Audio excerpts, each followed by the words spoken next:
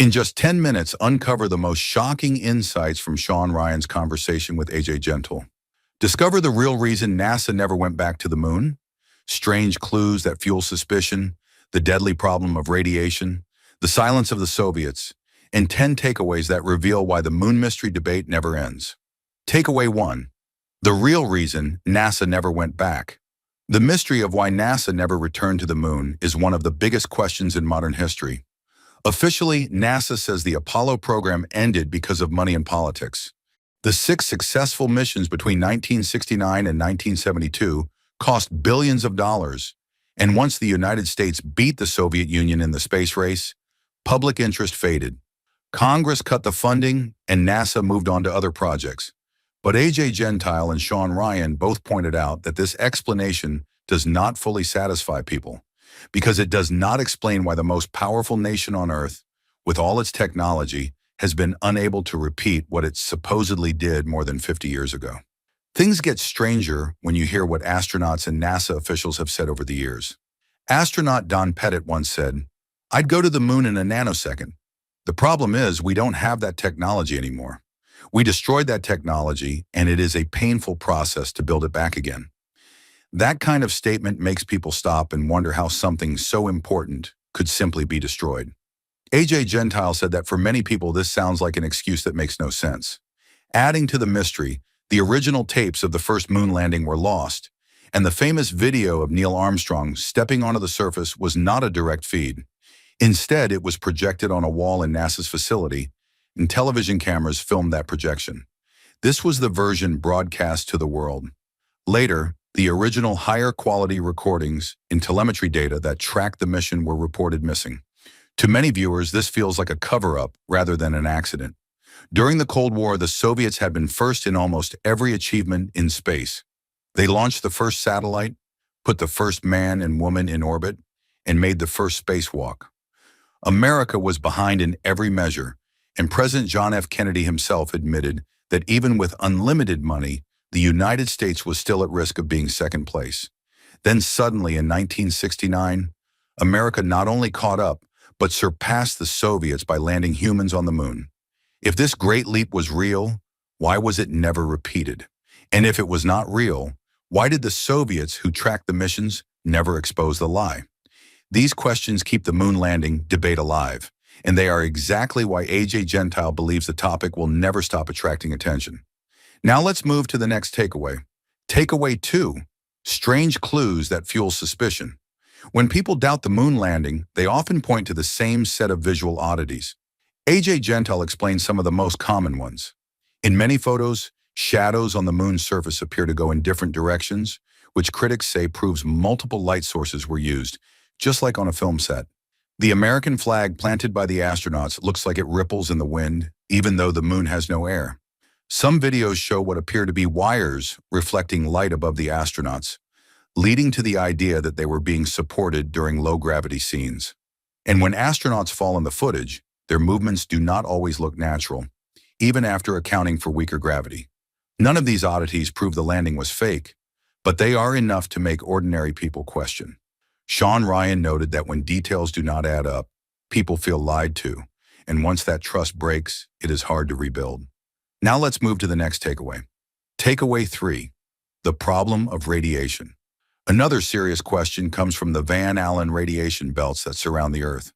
These belts are filled with dangerous charged particles that can damage both humans and electronics. Scientists today admit that heavy shielding is needed to survive them.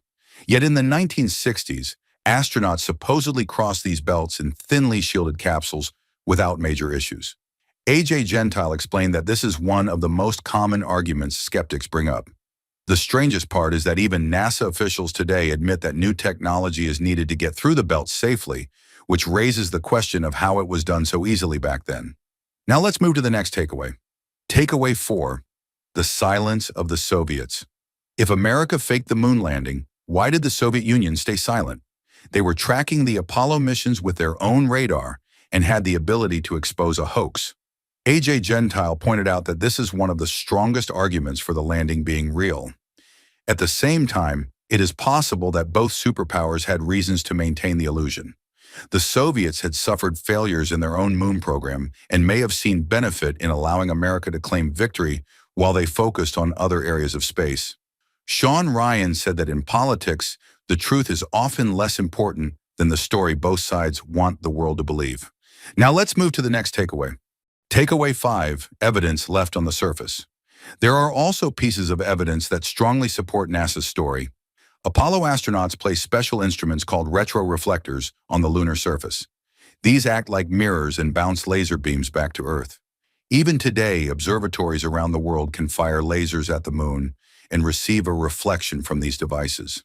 It would be very hard to explain how these instruments got there if humans never visited. The astronauts also brought back 382 kilograms of lunar rock and soil. Later, Soviet robotic missions collected smaller samples, and they matched the Apollo samples in unique composition. These rocks have features like tiny glass beads formed in a vacuum and low gravity, which cannot be made naturally on Earth. We're halfway through the video. Thanks for sticking with us. If you're enjoying it, hit the thumbs up and share it in your WhatsApp groups. If you'd like to support us, please tap the thanks button below. It helps us keep making great content. Drop a comment and don't forget to hit subscribe for more.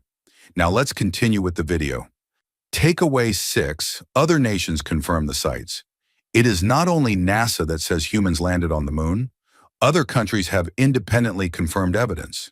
China's Chang'e probes have imaged the lunar surface, and their findings match descriptions given by Apollo astronauts. Japan's Kaguya orbiter also mapped the moon and showed consistency with Apollo records. India's Chandrayaan missions confirmed details about the lunar surface and water molecules. Gentile said that if the Apollo landings were fake, rival nations like China or Russia would have every reason to expose it. Instead, they have released data that quietly supports NASA. Now let's move to the next takeaway. Takeaway 7, alternative explanations for why we stopped. Beyond cost and politics, there are more dramatic theories about why humans never returned to the moon. Some believe we never went at all, and the entire Apollo program was filmed on Earth, possibly with the help of film director Stanley Kubrick.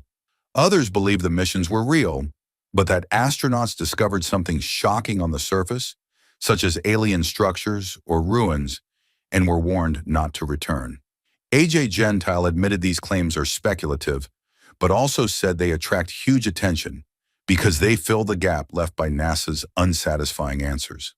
Shawn Ryan added that when people feel they are being lied to, they will always search for more extreme explanations. Now let's move to the next takeaway. Takeaway 8, how trust collapsed in modern times. Shawn Ryan explained that events in recent decades have made people even more likely to doubt the moon landing. The handling of COVID, shifting official stories, and scandals like Jeffrey Epstein have destroyed trust in institutions. People now assume that governments and media often lie, so they go back and re-examine old events with new suspicion. Gentile said that once you see cover-ups in modern times, it becomes easier to imagine that something like the moon landing could also have been manipulated. Now let's move to the next takeaway. Takeaway 9, why the debate is bigger today. Surveys show that more young people doubt the moon landing than older generations. This may be because younger people grew up in an age of the internet, where alternative theories are easy to find, and where distrust of authority is already high.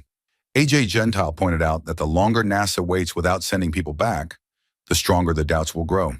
50 years is a long time, and technology has advanced in every area of life. If we really did it in 1969 with primitive computers, why has no one done it again with modern technology? This question alone keeps the debate alive for millions of people. Now let's move to the last takeaway. Takeaway 10, what the moon mystery teaches us. Whether you believe the moon landing happened or not, the debate itself teaches a bigger lesson. It shows how much trust matters when governments tell their people a story. Gentile said that his goal is not to convince anyone, but to encourage people to think critically.